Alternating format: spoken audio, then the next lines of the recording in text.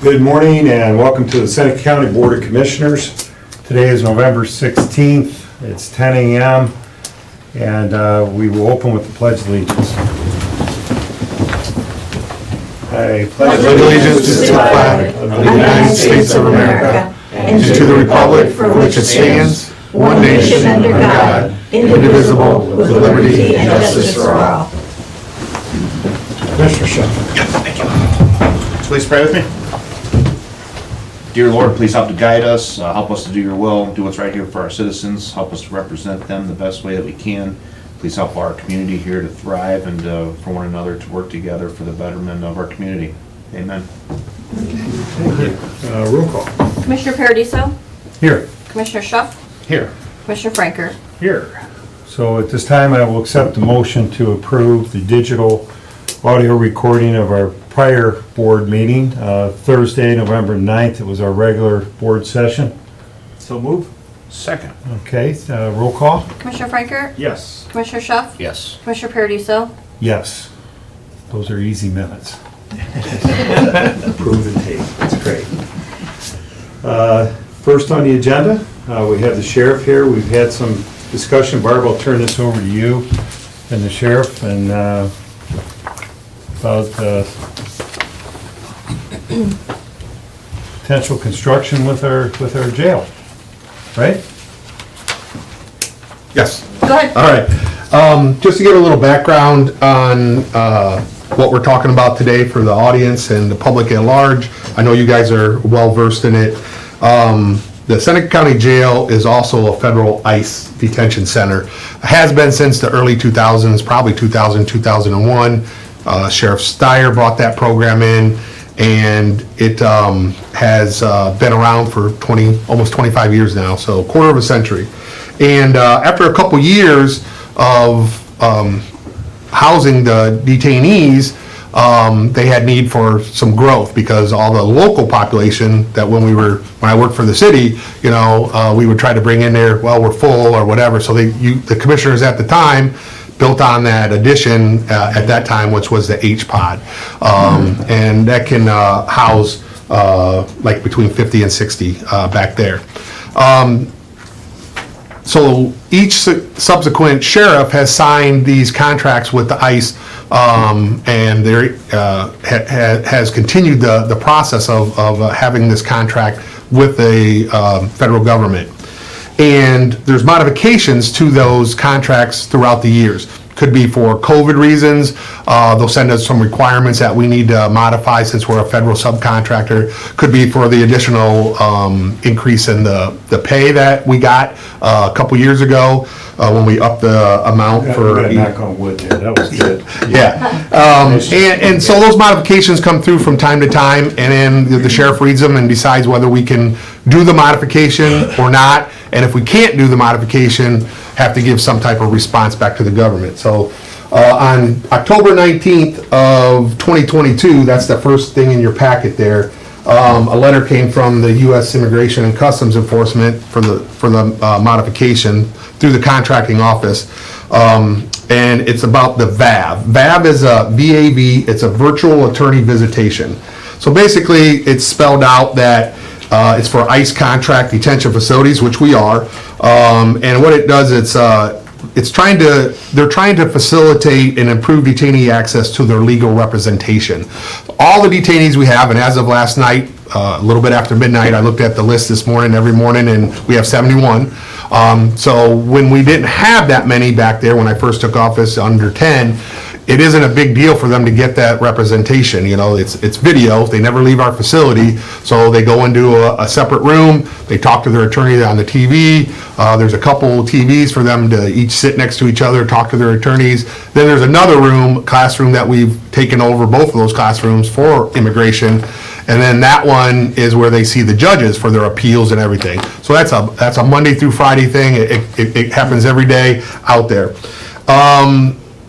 When you increase that number, like we have been, from the under 10, then we were in the teens, then we were in the 20s, then we're in the 30s, and now we're up into the 60s and 70s, it gets to be a little crowded in there. So in an effort, the government's telling all the detention centers that we need to have a quiet conversation to understand the language barrier and everything with the attorneys through interpreters talking to the detainees about their appeal process. And it needs to be quiet, it needs to be private, instead of another inmate sitting behind you and listening in on your stuff. So that's what this modification came down, asking all the facilities to take a look around, request that we provide a statement of our current capabilities, modernizations if applicable, and a timeline for implementation of the VAV service. And we had to submit that before October 31st to them. If we cannot achieve those implementations, we were supposed to submit a written statement outlining the issues, impediments, or concerns related to the implementations. And in that packet, it just explains what VAV is, and we'll go over that here in a second. So then on 11/16, they sent an email, follow-up email, waiting for that response. It didn't come on the 31st. Myself and the jail administrator, we walked the physical jail area, and there was just no way that we could shoehorn in these devices. And minimum of 2 would have to go in. And as we go further out in your packet, we'll see what that looks like. So they're basically a soundproof booth, and ADA one. So if you look in your packet, there's a picture of one, and it looks like that. Yes. So we have to have the ADA one, obviously, in case we would get somebody in a wheelchair or in need of having that extra space in those booths. So when you add those two spaces together, we looked around the physical aspect of the jail, and there just really wasn't any place for us to be able to put in those two booths, have a manned desk, and then all the requirements that go with that, the running of all the computers, communication lines, and the security cameras and everything like that. So on November 18th, I sent a letter to the contracting office, basically telling them that we have a current attorney visitation room. It's a non-recorded two-way process in that room. They can hand documents to each other or whatever, but that's basically for local attorneys. It's not for an attorney that's sitting in DC or down in Texas or anything that has their case. But I sent it off to them and said at this time that the jail cannot achieve the implementation of the current, of incorporating the VAV into the facility. The limitations include a lack of physical space to either convert to accommodate the VAV requirements or to introduce a VAV booth as described in the attachment. The financial burden of converting an area or purchasing equipment is also a factor in the inability to accommodate this VAV requirement.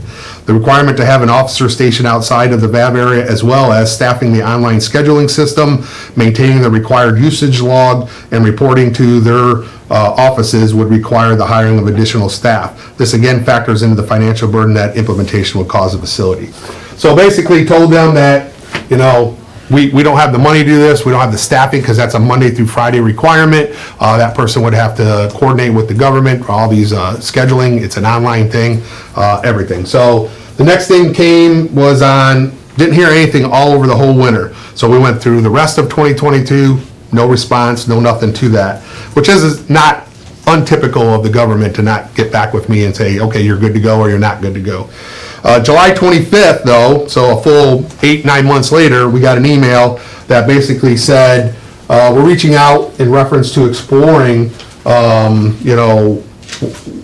what you can do to incorporate this in there, because there may be some funding at the end of the government's fiscal year coming up in September that could possibly help you with this requirement. So me and the jail administrator, we checked around, and if you look at the map that's in there, the sketch that he did, they emailed us and said, I emailed it back, sorry, and said, before we even do this, are you guys funding it? Because if this is local funding, we're not interested, we'll just keep doing what we're doing. And they said, that's when they said about the feasibility of some money being available. So myself and the jail administrator walked around, and if you look at the diagram there, when they built the H-pod, they left a little U-shaped area between the two sections of the jail.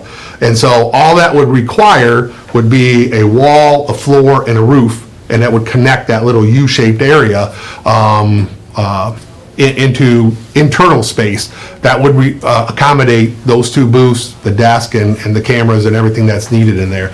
And conveniently, it's right next to the H-Pod, which has a hallway connecting it to the rest, so we would just have to, in the hallway, break through the wall there, make a door into that area. So really, the vast majority of them are kept in H-Pod, so there would be less movement through the jail and less disruption in the video arraignment court, appeals court for the federal by moving everything into that room there.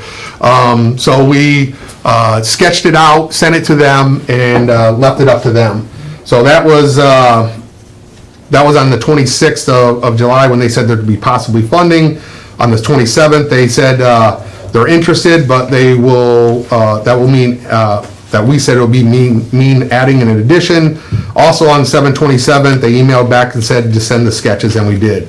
So on August 1st of 2023, we emailed them back with the sketches and the photo. They emailed back stating that they will forward the request for funding. On August 2nd, we received another email stating that they reviewed the photo sketch and they agreed to it. They agreed that it requests a proposal with cost to execute and try to do that ASAP, before the end of the funding year. So September is the end of the fiscal year for the government. This was August.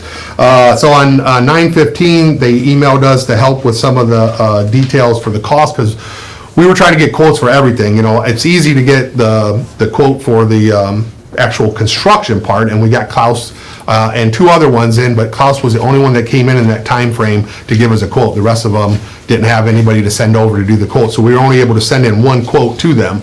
The rest of it was like, what do we need for IT? How much do these booths cost? We didn't know any of that stuff, so they sent us an email, kind of told us what other facilities had done in the aspect of IT and the aspect of the software that's needed, the camera systems, and what the booths are. That's that photo that you have. So on 9/18, we emailed them back telling them that we were still getting quotes for the IT portion of it. On 9/20, they asked for an update on the timeline of getting the quotes in because the date was running out. On 9/21, there was an email asking for the construction quotes. We emailed them all the quotes on the 25th because we came up with a ballpark figure for the IT based on previous work they've done at other places. We sent it all off to them. Also on 9/25, in that email, we discussed a rate change, because if we're gonna have to hire somebody, and they sent back saying, well, that's included in that would need to be a separate discussion, because your contract says $90 an hour, and it is up next year, so that, if we go forward with the VAB, then that will be in that discussion of upping the $90 to pay for the person that's gonna be there Monday through Friday, plus cost of living and the inflation and everything else that we're going through. On 9/26, they asked about a timeline to build it and put the VAB in place. We kinda gave them, well, we'd have to put it out to bid, because it's gonna be, the quote that we got was $425, basically total for everything. $425,000 is what we settled on with the government, with all the quotes. So the timeline, realistically, we told them, by the time you put it out to bid, by the time they could break ground, by the time that we could get all the equipment in and everything in place, we'll probably be pushing the summer of next year. So we gave them that quote. On 9/27, the administrative modification was emailed to us. We sent it back, and on 10/31 of this year, just a few weeks ago, there was an email asking about an anticipated schedule to complete the construction now that the funding is in place. And I did a double take. I was like, what do you mean the funding's in place? You know, nobody contacted me. And looking back through our jail administrator's email, that modification that was sent to them was sent back, signed by them, and in the paperwork there, which when you get government paperwork, it's like 90 pages long, Yeah. and you'll see that in the last thing that says that we were approved for $425,000 for the project. So then we're like, okay, now we gotta get moving. We gotta get out to bid and everything like that. So because it's the government and the money's there, we have to front the money first, then they'll reimburse us once all the receipts come in, not to exceed the $425. And that's why I'm here, to explain the situation, let you know that there's a need for it, obviously, because it is one of the requirements they're asking us to do for the inmates there, and because we have such a large amount of them, to try to cut down on the privacy issues or whatever. I will say that I'm for it, number one, because I think in the long run, we do this project for the $425,000, we get it built. Who knows how long this federal contract will last? I mean, it could end, next year. But if this is built, that's additional usable space in the jail that is paid for by the government eventually. We front the money, they pay us back reimbursement, and it's usable space back there for, that's been done. Again, I think next summer is fast because you still have to get state permits, you got to get out to bid, they got to get on their schedule to start the construction, whoever is selected. All the equipment has to be ordered in here before, it can be installed and stuff, so. But they wanted an answer, and in the contract, it does say, once the money is given, which they have, on the 31st, I think I said, or no, back in September, you're supposed to have it done in 6 months, which I think is unrealistic in, their eyes, but we can extend it out. Construction, Sam, is that a reasonable turnaround time, or no? We haven't discussed it, other than giving the quote, because we didn't know if we were gonna get approved for the money, and I didn't wanna jump ahead and just talk to them, because it has to go out to bid and everything, so. Do we have to have architect? I think the state's gonna require some of that or not, but I'm not sure. That's not- That might have that's what I would been, think. that might have been in the construction quote. They did say that, they did say it looked pretty easy to do, Yeah. because it's just a wall, a ceiling, and a cement floor, a slab floor, and running all the HVAC and everything was included as well, yeah, so. So I don't think, once they start on the schedule, it's gonna take that long to do. It's just getting it started. When will it be on the schedule to start? And that's it. That's my whole story in a nutshell. So if we run over, let's say it's 450,000, then the commissioners are on the hook for the overage. Well, again, the quote was, a couple months ago, I don't know what supplies are gonna be, anything, but they gave us a little cushion in there for, expenditures. I think it all came to about 403, and then Yeah. there was some cushion from the government to say, let's just call it 425. So there's like, Is that 420, can you outfit the space with that stuff? I mean, that's the construction of it, the bones, but I mean, like, yeah, if you look at the, that modification that I've attached there, it says that is to include, building construction include HVAC and lighting, 2 booths, 3 computers, IT infrastructure, cabling, switches and receptacles, security equipment, cameras, and installation. So that's the room itself. Now, on the manpower wise, we would have to foot that until I can do the modification with them on raising that $90 up to include that person that's gonna be in there Monday through Friday, a 40-hour person. So we'll figure that out as an hourly wage, add that into the $90, also add in the inflation and cost that the food has gone up and everything like that. So I expect to be asking them for well over $100, something per inmate. in your. And that's per day, correct? Per day, per inmate per day, Okay. yeah. In the beginning of your conversation, you said ICE has been around for 25 years. Is that ICE in general or ICE here in Seneca County?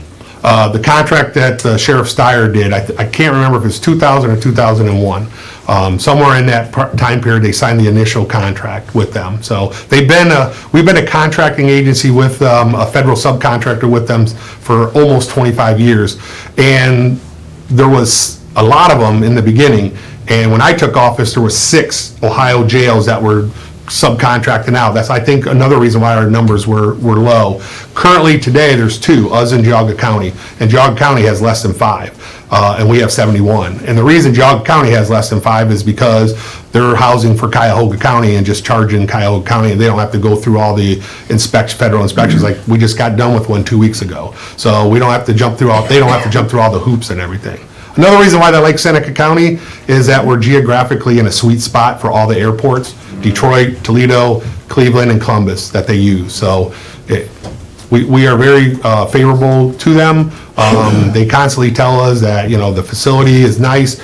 They've seen the improvements and they're very appreciative of that when they come and do the inspections.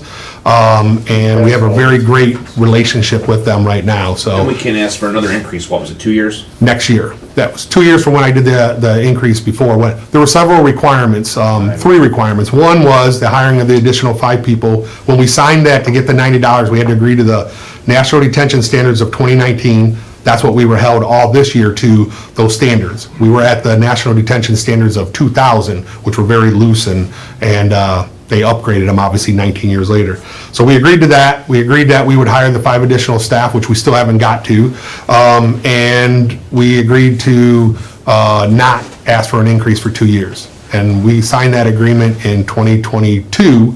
So in 2024, we can ask for an increase. But we have to have reason to ask for it. So we have to be able to show the inflation numbers, this VAV requirement, and food costs and stuff like that, which I think we can. So I'm hopeful that we can get somewhere in the 110, 120 range, you know, to cover everything, but I haven't crunched the numbers on what this full-time person would do. Gotcha. Yeah. Question. And then once can this be utilized for locals too, if you have a gap in there where it's not being used by, or is this strictly just for ice? No, well, I don't know Monday through Friday if there'll be any gap, but on the weekends, certainly, the equipment is ours, once we purchase it. But it has to be for the detainees as much as possible. So like, if they're not using it on the weekend, no attorneys have scheduled anything on the weekends, and if we can get with Buck IT to make sure the equipment works with the local judges or whatever, if they want to use it, or the local attorneys, then we could possibly do that as well. So that's one of the things, I was actually at the Community Corrections Board meeting yesterday and walked out with one of the deputies there, and that's what he said, that what happens is that the attorneys don't want to go out to. Correct. And then they gotta drag them up here, Yeah. and then sit here for 2-3 hours while they're having Yes. that, and that's what, The other problem, when the attorneys come out there and they're not scheduled, or sometimes even if they're scheduled, depending on what's going on in booking or whatever, if nobody can come out and get them, they sometimes sit for a while in the lobby, and their time is valuable just like everybody else's. So if it's scheduled, then they can just take them out, put them in front of the TV, and then they could sit in their office and do it and stuff, so yes. yeah, so. So, a comment, and then, so when you took office, this is for maybe you two that might not have been here then, and the public. We ran numbers. So do we need the ICE contract? Because we have the state requirements, we have the federal requirements, and we ran the math. Let's just not take ICE prisoners, let's close this block, that block, we'll save a bunch of money. We did the math, and we really didn't save hardly any money, because you still need the bookings, you still need that control, you still need all that.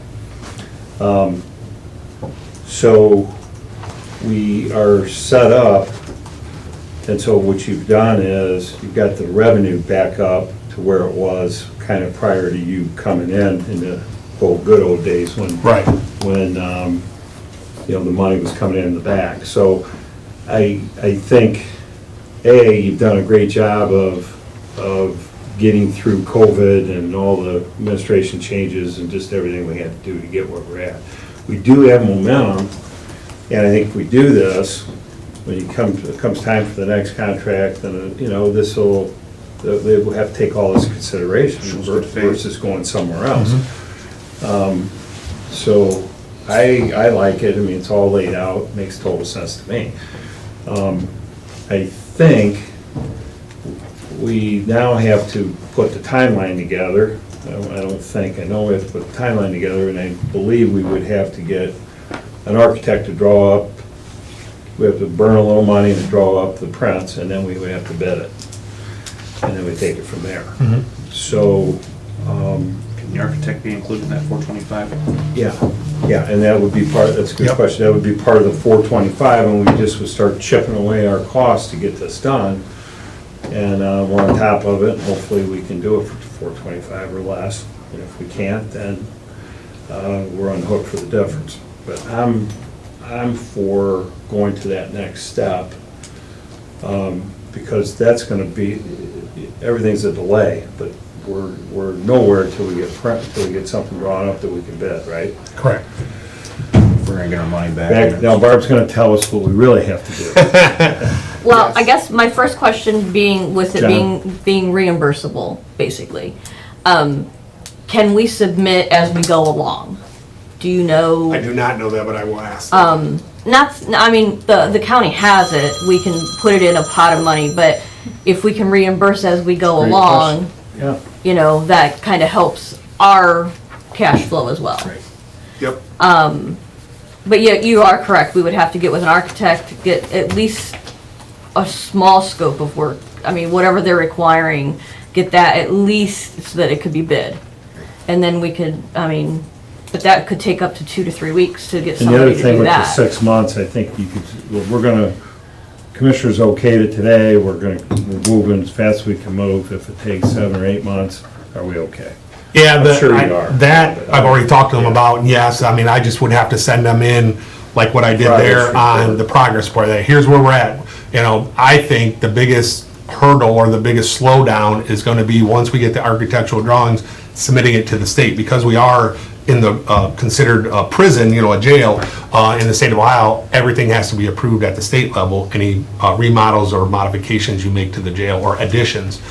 So this would have to get signed off down at the state level, and who knows, and it's gonna be over the holiday seasons, and so this might be into January or February. We could get the architectural drawings in a week or two, and then it could sit down at the state for, and I'll do what I can with going through the state rep and the state senator to try to get this pushed through as fast as we can. Because obviously that money is sitting there, and they want it done in 6 months, so we'll see what we can do. But I just think it makes sense overall, because the more we can do in the areas like this that we can please them, the more that they're gonna stay with the contract with us. If we start saying no to everything that they request, and not giving them reasonable answers or anything, they might look somewhere else for another agent. There isn't one really in Ohio right now, but there's plenty in Michigan and Indiana. So they like us right now, everything's running smooth, and I shouldn't have said that, but What the influx of the board, do we need them more, or do they need us more? I mean, it fluctuates. I mean, we were probably hovering in 50, 55 for a couple weeks, and I was like, hey, what's going on here? And I found out it was the Venezuela thing, you know, where all those ones were given, 400,000 were given work permits. So we had a bunch of them, so that took out 20 of them out of our facility. And then I'll check the next day, and we just got a busload of 10 in. And then the next day, another 10. So it's just all in fluctuation on what's happening down at the border, what's happening with the appeals processes and other facilities. The more facilities that say, you know what, I'm done with the federal inspections, I'm not filling these requirements, their people have to go somewhere. And if they have, like when Butler County left, they had 40. When Butler County stopped doing it in Ohio, they had 40, 20 went to Geauga and 20 came to us. So you could end up tomorrow getting something like that. And do we have the space for it? The other thing that we try to do is, and I'm not sure I should say this, but we are a little picky on who we take. You know, we're not taking the heavy medicine or medical issues or anything like that, even though the government does eventually pay for that stuff. It's just, it causes problems with our classifications, and we just don't have the physical space to be able to move people around into the medical segregation areas and stuff like that. So we have turned some away that have some potential high-risk medical problems, because we don't want to be like Michigan a couple years ago, where they had a couple unattended deaths in the cells of immigration, and then they shut down the program in Michigan until they got investigations done. So like 6 or 7 months of nobody getting any, and taking all their other ones away and stuff. So the best we can do to try to curtail those issues, we're trying, so. Front end. John, do you think you like the approach? We gotta draw an architect and bid it out? right? Absolutely, and I think Yeah. Safe Build could help us push that With the through. permit? The permit, yeah, would be They an could easier. use their muscle in Columbus. Question is, do we, how do we go about getting an architect? Do we? That's up to you guys, Well, however yeah, we you. got- RCM? We have RCM, one. right, that's what I say, they're using Or, our own stuff, so, yeah. They're local, I mean, I don't know. Yeah, I would say we use them unless you make a call and if there's some, but yeah, he gets somebody from Columbus to do it. Right. We And I don't know, is that something that could be put in the bid too for the construction company? Or do we have to have that before we put it out to bid? We have to have it before it goes out to Unless we bid, design it. unless we do a design build. But then we still have to have some sort of, Still have to have a criteria. yeah, we still have to have some sort of schematic of what we're doing. So either way, we have to hire I an think we're gonna have to architect. get architectural drawings with Columbus's approval and then bid it. I think your on-board architect that we've been using, I Would be think they could fine. do that for you in a quick way.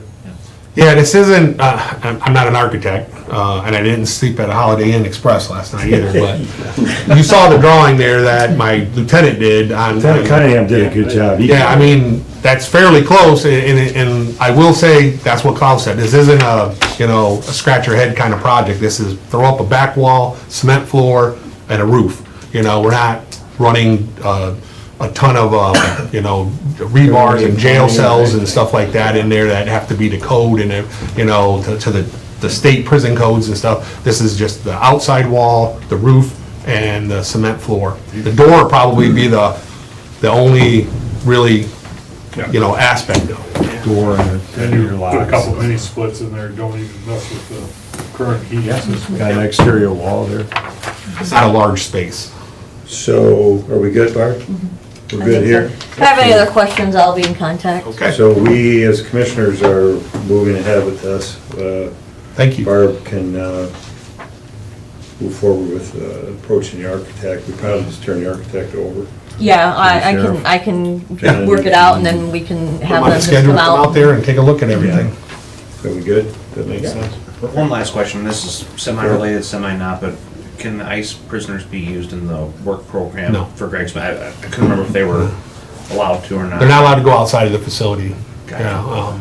other than going to the airports. They'll either be sent back or to a family member or something like that, so. Okay, you're good? Yep. You want to sneak out? You, No, I'm good. okay, great. We need your ticket if you're gonna stay. We sell tickets for the. All right, commissioner reports. Go ahead, Bill. Sure. Last Thursday, Representative Fick and Representative Elgin Rogers met with us and some Mayor Foster, Mayor-elect, and some constituents about Senate Bill 119. After that, we went over to Ernie Berry's at the Good Shepherd, where he's training dogs and stuff over there. That has a nice ribbon cutting that the chamber put on there at Ernie's place. Friday, went up to Seneca School. They had their hometown veteran salute. They recognized nice. that's a great. I tell you what, that for a couple-hour event, that the kids did a fantastic job. Did like a church in there. So they honored Jim Schumacher and Jim Alt, guys up in that area and stuff for that, for their hometown heroes. So that was a nice event. He's from Attica, Jim. Yeah, Jim For Schumacher. the memorial. Yeah. Charlie, you remember him? Both Jim Alt and Jim And Schumacher. Jim Yep. Alt, yeah. Good guys. Yeah. Did he do the Maryland looking guys. Bloomfield as well? Jim Alt? No, he, Bellevue. Jim Alt worked with Bellevue for their Veterans Memorial as well. Yeah, that's really Yeah. good, yeah. 'Cause that's what, actually, I think he went to like Thompson that way, and then he kind of migrated towards Attica then, so yeah. Okay. So, Good. and then Tyler and I was at the Celebrate the Youth Lunch the other day. Nice event, honored a lot of kids, a lot of teachers and stuff that have, working with the kids and respect and what a great event. 200 and some people there, I think they said. Yeah, he's 220 or so, yeah, it was Yeah, up there. so it's one of the largest events they've had, so that was a nice deal there. We had Records Commission yesterday, and Thank that you. was quick and easy, so yeah, Thank no, you. that was, so no problem with that. And then right after that, had Bryce had the Eclipse meeting, kind of give updates where they're at on that. Marissa's put together quite a program that's gonna help everybody get, the information about the Eclipse on April 8th.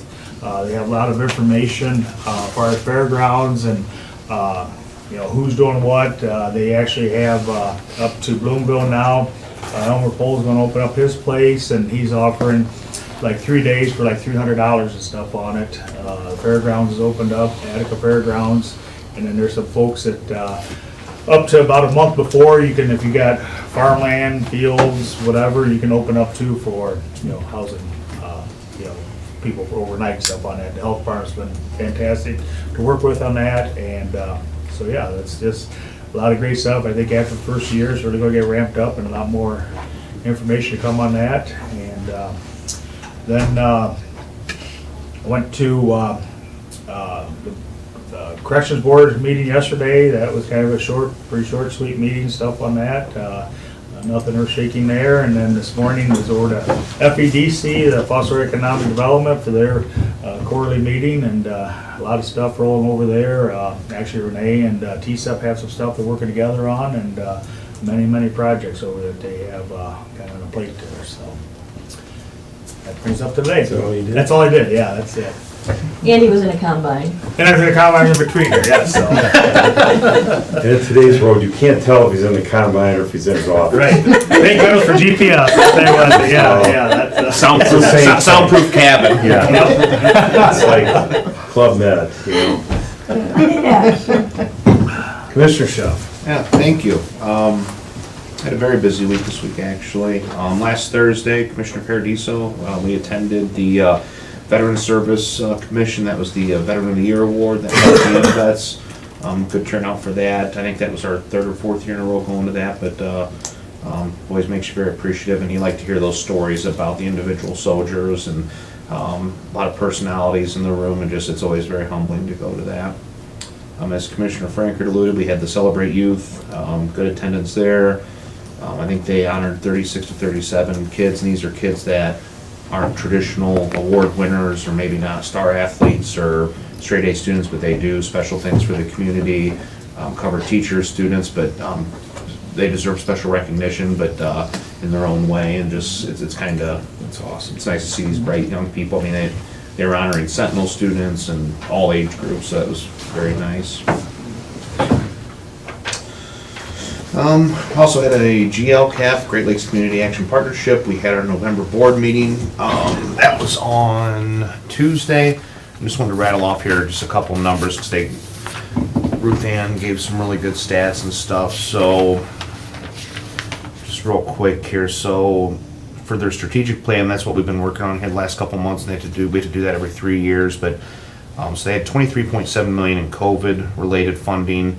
At a 98% success rate, and then the numbers that they had shared, $79.1 million in funding with an 83% success rate, and that's not including their pending grants. So I mean, they're really knocking it out of the park over there with some of the things that they're doing.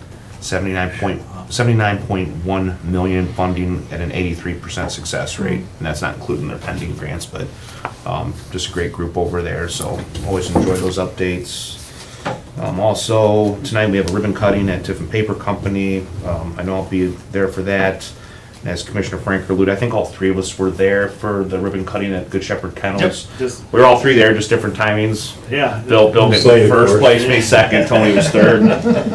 It was I impressive. was the last one to leave. Yeah, you're right, there you go, yeah. Didn't your GPS take you somewhere? I did, I was in Bellevue. Right. I hit the address, and, you know, and I knew it wasn't there.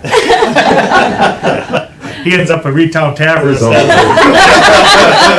actually ended up, you know, staring at the train. You're out of Havana. And I left my phone in the car because you tried calling, and I had my phone left it in there, so, right. It was- He really was a couple miles from my house.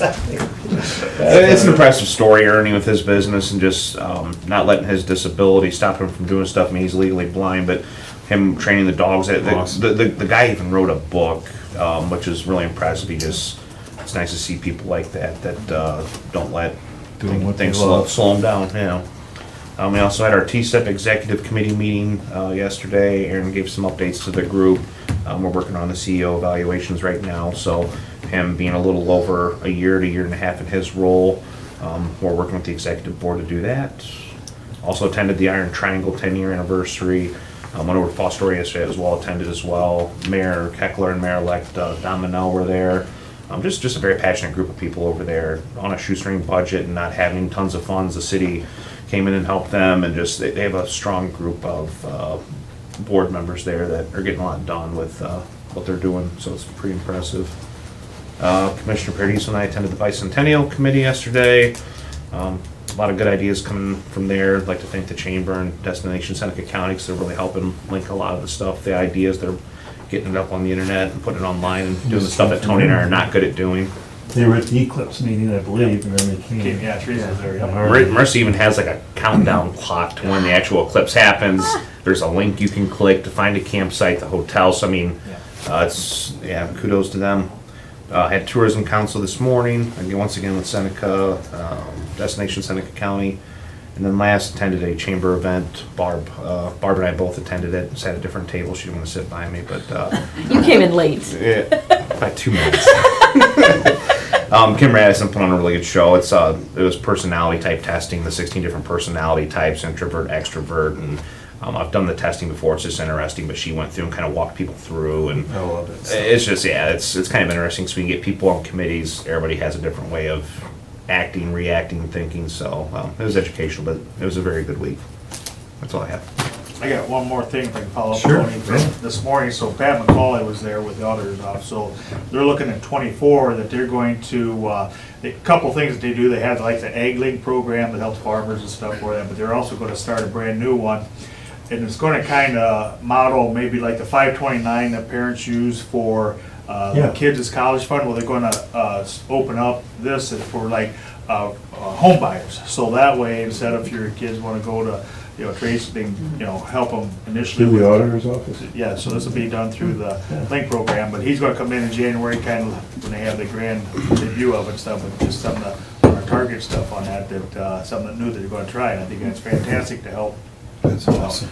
people that wanna get right into the workforce, get right in the home and stuff on that, so another avenue to help for parents to, help support that, so. We need them. Lori from the auditor was in here, if you guys look underneath the director's calendar. Oh, there you go. I slid it under for next year calendar. She was here, can't remember, a couple days ago. I was on the radio this morning. The Veteran of the Year was Barry Fisk. So congratulations, Barry. Great event. We had an IT meeting, Barb and I, Sheriff, it's coming for the multi-factor login. So our goal is to have the entire county email only at this point on the multi-factor login, two-step login by year end. And feel pretty good we're gonna get there, right? They give us an update. There's always delays, as you're aware, but it's all good.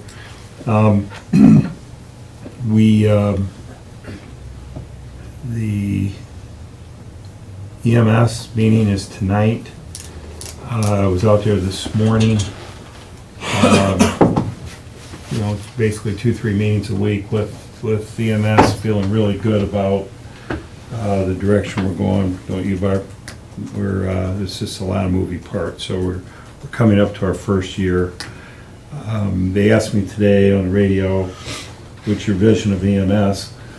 And that's never changed. The vision is we have a 552 square mile county, and whether you're in Flat Rock or Crothers or over where you're from, Springville, Actually, Nurigal. Nurigal. That's more of, way over there by Cary, Yeah. down. We want to provide, ALS, state-of-the-art EMS service in 10 minutes or less. That's the vision's never changed. Now, getting there, we've learned a lot this year. But I want to thank the sheriff because there's so many moving parts with all the volunteer fire departments and dispatch and Bascom and Tiffin and Fostoria and all this coordinating, training, communication. So we're working hard on all that stuff, which really I don't think can be underestimated. The positivity that comes out of everybody working together. It's not always about money. There's other things we can do. So very good there. With that, I'll segue over. I got one more thing if I can, Tony, Yeah. while the sheriff's here. I just actually got a call from Dwayne Altman. So the Did you sirens. ask you for money? Yeah, of course, yeah, right, that's where it goes, but maybe a little enlightenment on, so the sirens that are, so you guys set the sirens off like a New Rigo, for example, if there's a fire or whatever, is that there we dispatch? go. Okay. Yes. Okay, so who, because I guess theirs might need some upgrading, is that an EMA? EMA. EMA kind Yeah, of? we just have access to them. Both EMA and us can set them off. EMA does the monthly tests on them. But if there's a problem with them, and they don't go around during the testing, or if they know that there's issues, whatever, it's through John at the. John takes care of that. Okay, so this is a good, maybe we can have John come in, not a crisis, but come in and give us an update. I believe that not all sirens are EMA. So the one in Bloomville is paid for by, I think, the fire department. Okay. So we absolutely have EMA. He would have the list. sirens. Yeah. He would be able to tell us which ones are the counties and then which ones are either village or township or fire. Because that's what I think he Because we were asked, I believe Bloomville asked for money. Ben, I see you perk up, you remember these conversations. I believe Bloomville asked for money to upgrade their siren, but then we determined it was their siren. So it would be more of a grant scenario than our siren. So that's good too, especially going into the Eclipse and our 200th birthday. I mean, it's probably good to have John come in and give us an update on that. Specifically towers and system. Okay, back to administrative report. Thanks again. Okay, I've got some financial information. Sales tax should have been posted yesterday, but it's not been posted on the state's website yet, so I'll get that at the next meeting for you.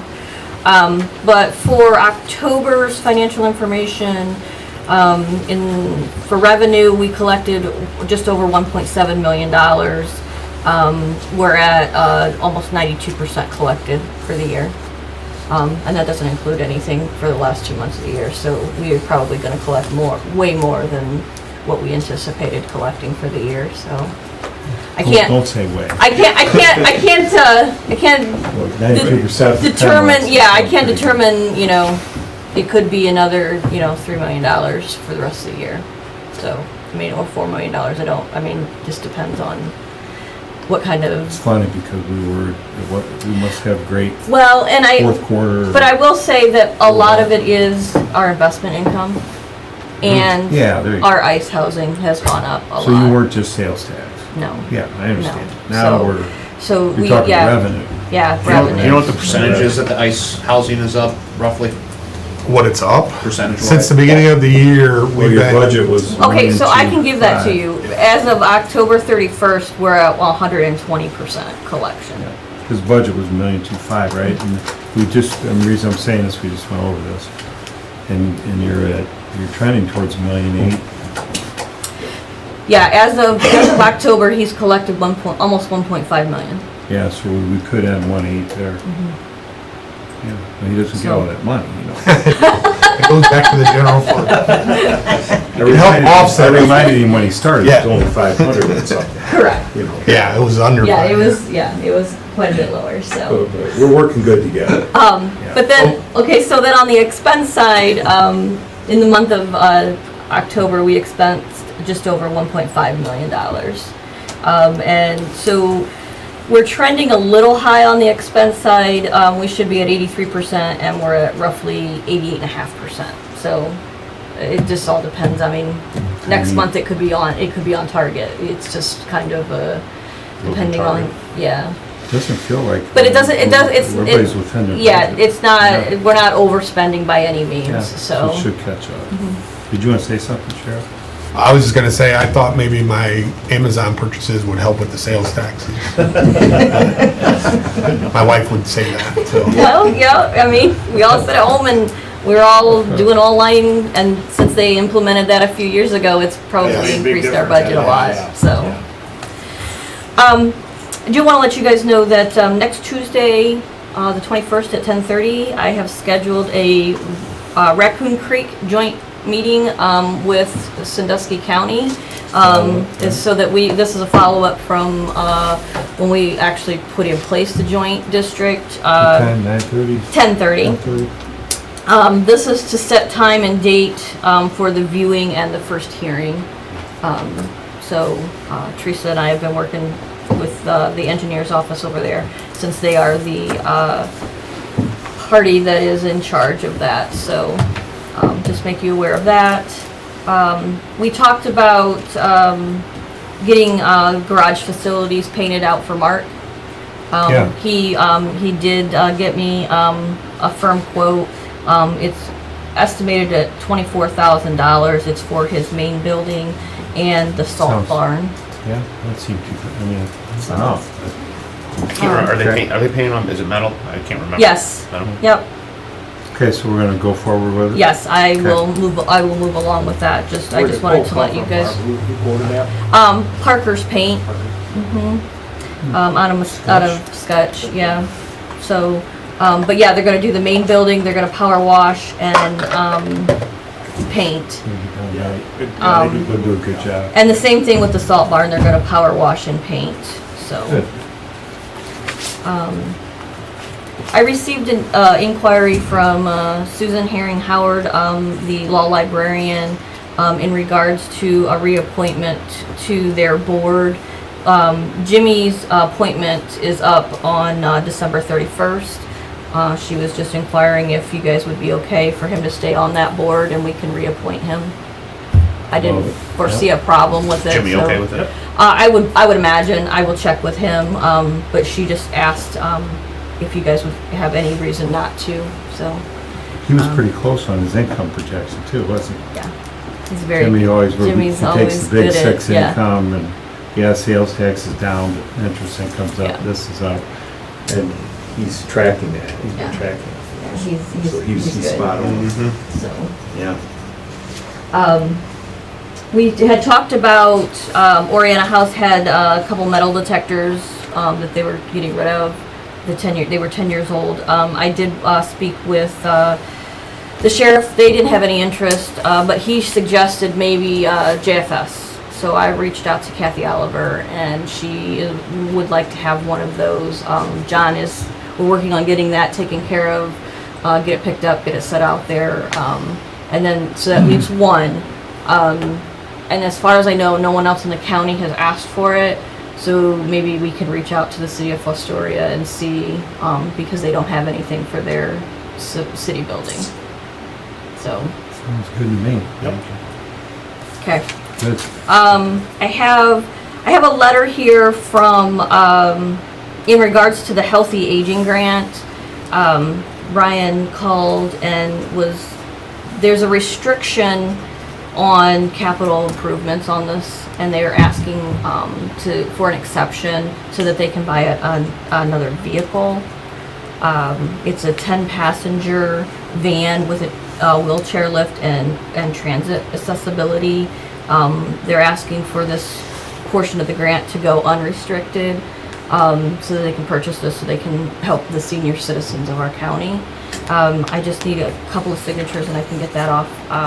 We're just So asking we have the ability to do that. we can ask for an exception. They don't have to, they Oh, don't so have we're to gonna give ask it the to state. them. Yeah, I Yeah, understand. we're asking the state through the Fine. grant to, Yeah. so if you guys would sign off Sure. on that, I can get That that makes, sent now that out makes for, sense. they're talking, I think the restriction was 115,000. He's only asking for 71,000 of that to be unrestricted so that he can purchase that vehicle. Okay. I will be attending an Eclipse meeting tomorrow.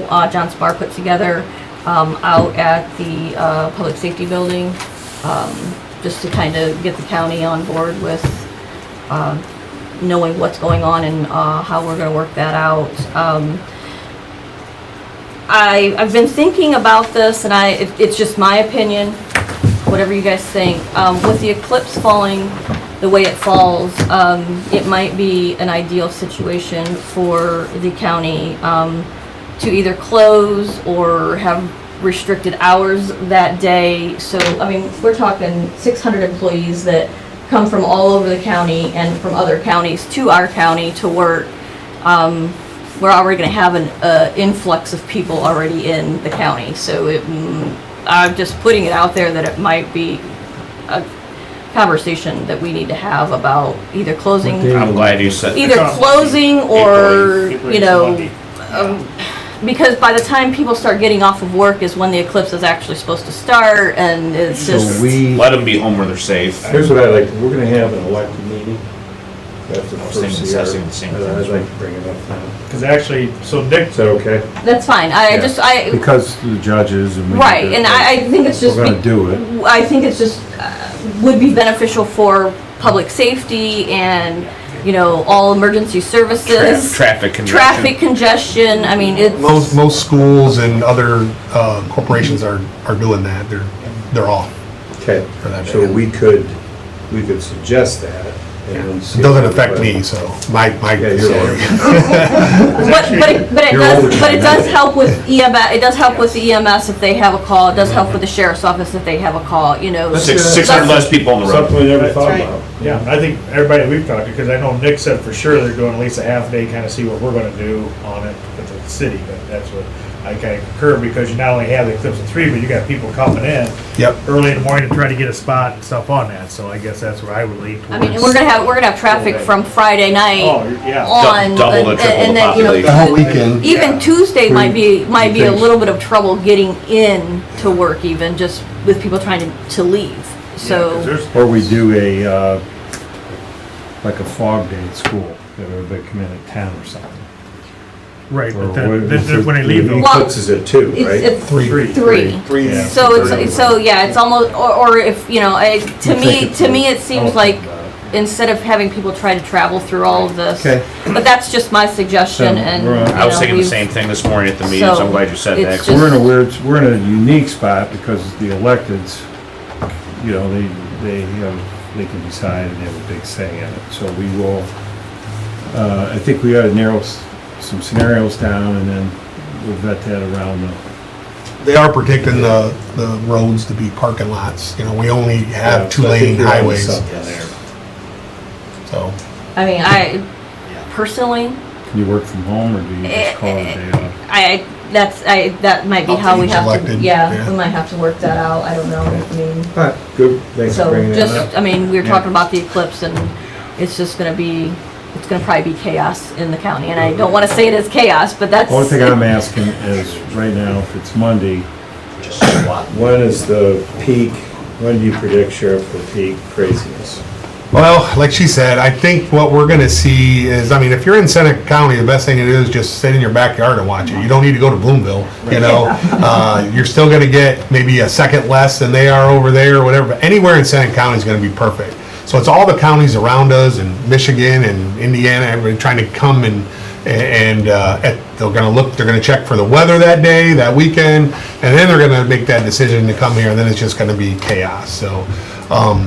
You talked to John or seen his presentation, I've been down at the state presentation, and the numbers range from, we're gonna go up, you know, double our population to triple our population on that day, you know, so anywhere from 100 to 150,000 people, and everybody's gonna be driving separately, so our roads are gonna be parking lots in and out, so how do we get emergency vehicles to or from anywhere? So like she's suggestion, the less people on the road is better, than trying to fill up 600 more people on the road. Well, half of that, because some of them are gonna have to come into work, you know, my staff, juvenile detention staff, you know. Public message for the locals now, I mean, Stay home. I could be get a convinced. couple cases of water, get a couple days worth of food, I mean, just be, you got time right now to stock up on a few Water, things. yeah, Don't wait till the day, yeah. Make Fuel's sure gonna they be a get problem. USA top off your tank, glasses. Glasses. Don't get the cheap ones. don't stare at the sun. Don't. I don't think the Permanent judges, damage. the judges aren't gonna wanna be open, 'cause you know how people act during the full moon, I can imagine. Actually, they're gonna work with Damon and, Damon, they're gonna try to talk Damon and doing weddings right during the eclipse and stuff. Oh, there you go. Yeah, so it's once in a yeah, so this is lifetime. gonna be once in a lifetime thing. You're gonna- So I guess that's just where I'm gonna end my report. I have nothing else at this time, I so. second Barb's motion. So, I mean, we'll have a meeting with the electeds and, you know, Yeah, everybody's gonna, what I've heard talk today. We could send an email, and I'm okay with you sending an email to the electeds, floating a scenario out there, and then let's take it from there. and I know the first question that's gonna be asked of me with this is the county, is it gonna be, do they have to use their vacation or personal time, or is the county just gonna pay it as a holiday? Well, you won't have to pay this holiday again for another 200 years, but. So, I mean, that is kind of a decision that, because it just, I mean, if we close it, then we can't, we have to pay.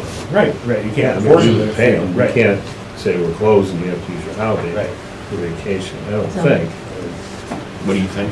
I have a hard time closing 2 days, you know, but but maybe on Tuesday, there is a delay that we come in later or something, just to kind of, We're not gonna know until we're in Exactly, the middle we're of the not gonna know, situation. What did so- Mike Tyson say? Everybody has a plan until they get punched in the face, so. Yeah. You know, and you're not gonna know until 4 I o'clock. mean, we could 5 run some o'clock. scenarios and then March, we look in the weather, if it's, If it's raining, it won't Right. be a problem. There's no rain delay. it's either. good. Send the emails. No rain Okay, delay. one piece of old business, Right. and we'll jump into new, try to stay on track if we can. So we're getting all these emails with regards to the signed resolutions for the annex agreement. This is coming from Ellie. Yes, I think have, Everybody signed everything. I have So do agreements, we have to we have to sign sign still? agreements, we did the resolutions, but we did not sign the So agreement. this is what we're talking, So, that's what yes, we're we gonna have get to sign those today. Okay. Mayor Keckler's coming over to sign his portion, and then they need to get to Jackson Township and Loudon Township for them to sign. Okay. So- So it's just your housekeeping stuff we gotta do If you to, think about it. So, everything's approved, it's just yep, all kinds of we're legalese. just all that we have the, to yeah, do. all the extra paperwork, making sure all the ducks are in a row, so. Okay, I'm good with it. New business. Okay, I have a couple of supplementals. The original, agenda that went out only had one at the time. I had to add a new one because we don't meet until the 30th again, so I just kind of wanted to get it put in place so we didn't have to wait 2 weeks before we had additional money for it. The first one is the capital, projects fund for the Southeast EMS station of $10,815. This is change order number 2, which is the tiling of the ditch and the backfilling of it. And then the other is for the, out of the ARPA fund for contract services for $15,000. We've gotten a few extra bills, that I wasn't expecting, for the moving back of Board of Health. So, that's all I have. If there's no questions, I'll make a motion that we pass the new business and supplemental appropriations as presented. I'll second. Okay, roll call? Commissioner Praker, Yes. Commissioner Schuff, Yes. Commissioner Paradiso. Yes. And then I also have a late entry for resolution. It is authorizing the current president of the Board of Seneca County Commissioners to sign community development block grant and all other necessary documents ending December 31st of 2025. Motion to approve? Second? Okay, roll call? Commissioner Praker, Yes. Commissioner Schuff, Yes. Commissioner Paradiso.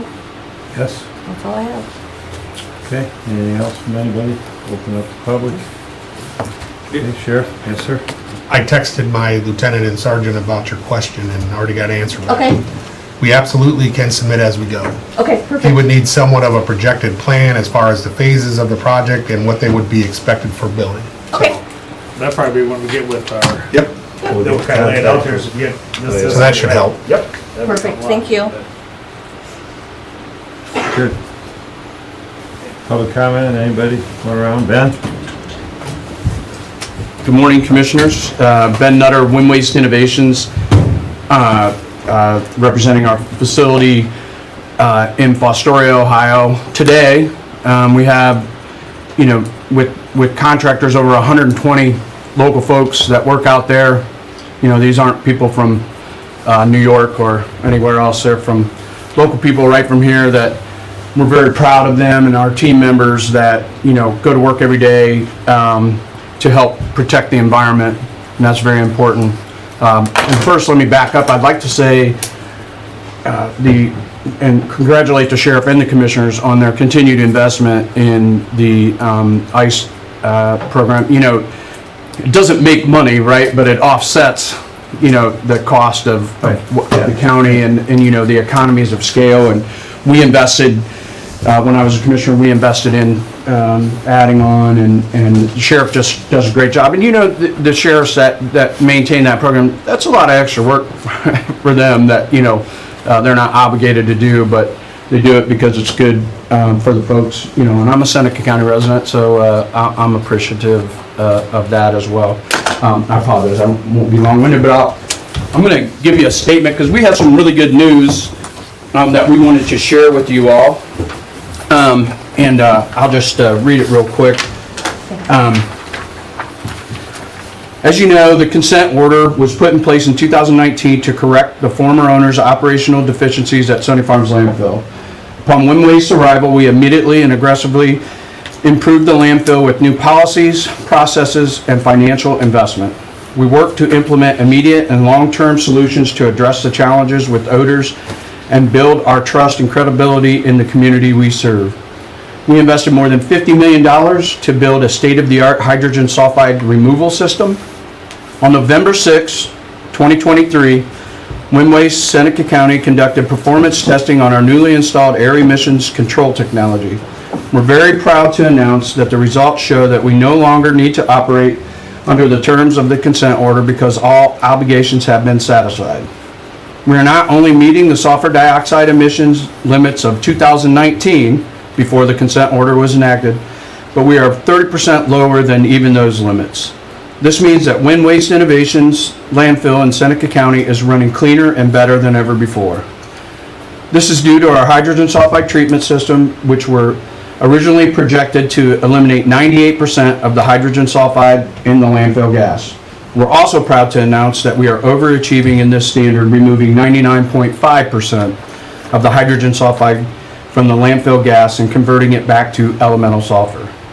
Additionally, by the fall of 2026, Wind Waste's new partnership with Vision RNG will allow us to convert the remaining landfill gas to renewable natural gas.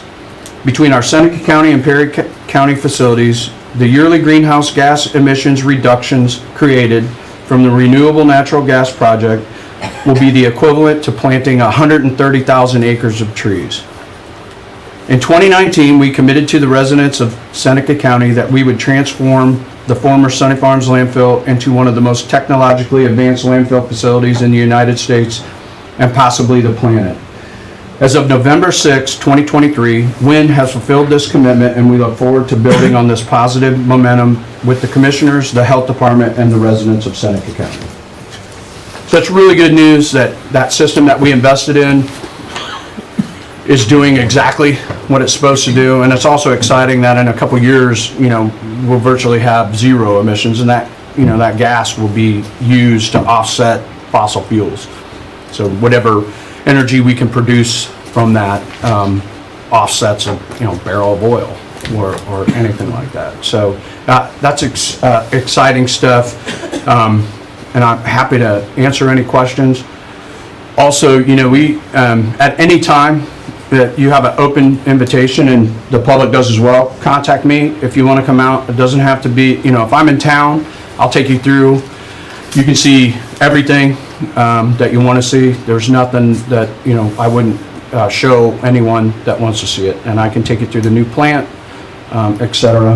Yeah, I'd like to go through. Yeah. I don't know if you've done it yet. See the new plant? The reality is, look, when, personally for me, I'm proud of this project because I was asked by the new ownership to become part of the team that, addressed the issues at Sunny Farms landfill. I've taken some heat personally questioning my motivations, and the personal attacks do get a little tiresome. However, I would tell you I'm proud of what we've accomplished. My choice was to either walk away and hope it got better or actually do something about it. And we've done something about it, and we're proud of it. And it's important. This landfill isn't going anywhere. We're not going to pick it up and move it. And those over 100 jobs are important to this economy, and they're important to me. When I go out there and I see this equipment moving around, and every one of that represents a family that's trying to support themselves, and that's important. Good. Thank you. Yeah. Come out anytime. Questions? Yeah. Thank you. Thanks, Ben. Good. Anything else? Anybody else? Going once, going twice. We will meet on Tuesday next week, We will. 2 weeks. I didn't think there was a meeting, that We got was the ditch kind of hearing just- Tuesday. We have a ditch hearing Tuesday, but we don't have, unless you want to do I an have it- I actual wrote it meeting on here, board, Tuesday. so We don't- do? Do we need one? I don't have anything that I know of that would be coming in for Tuesday's meeting. I guess that's why I said what I said. See you at Thanksgiving. We will, so are we gonna meet on the 30th? That's when we have the bids. The 30th would be our, yeah, that would And be then at our that point, we'll RFP have, opening. they'll and- introduce some, we're gonna, national holiday. then we'll have some resemblance of the budget, then maybe not, I don't Yes, wanna. yes, I'm hoping some Yeah, 'cause you're resemblance getting of a budget close. on the 30th, So on the yes. 30th, we'll talk budget, and then we'll probably pass it the following week. That's our goal, right? Yeah. Okay, I'm good with that. Next meeting will be the 30th. We good? That was good? Good. 10 o'clock here, and then we have bid openings. Yep, Yeah, for. yeah, the RFP. Okay, got it. Thank you. Meeting adjourned.